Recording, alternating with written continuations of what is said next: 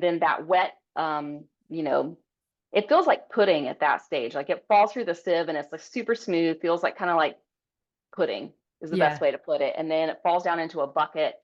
And there's different ways to process wild clay. This is just what works for me, and what I found, the best for here. And then you let it just kind of gradually dry out. And you can let it dry out all the way to where it's plastic clay, kind of like the clay you think of that you put on the wheel or you hand build with.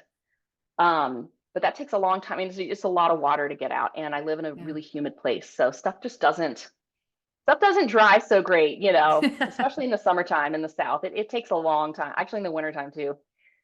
Yeah. Mm. But so then it falls down into that bucket, and I started playing around with the clay from my yard where I live happens to be really plastic and actually on its own. You can wheel throw with it, you can hand build with it, and it holds together pretty well. Um, but then I started getting clay from friends' building sites because it's easier than having to dig it up yourself all the time out of the yard. Yeah, people Um, are digging it up. Yeah. yeah, it's already dug up. Like, and that started because a friend of mine was building a house about 20 minutes from here in Hillsboro and had posted on Instagram like the building site. And I just saw like mounds of red clay everywhere. And I was like, can I come Yeah. by and bring buckets? And I did. And also too is like, I'll make you something from your clay.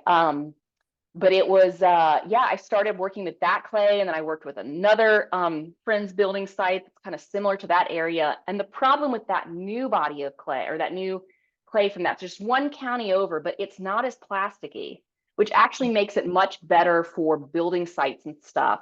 And you can go down the whole like soil science like rabbit hole with all this stuff too, and there's like maps you can look out online for what kind of soil is where you live. But where they are, it's better for building, it's better for farming, but it's not as plastically of a clay. So for that, I found that it was cracking a lot when I would try to hand build with it. It would kind of crack a bit with wheel throwing.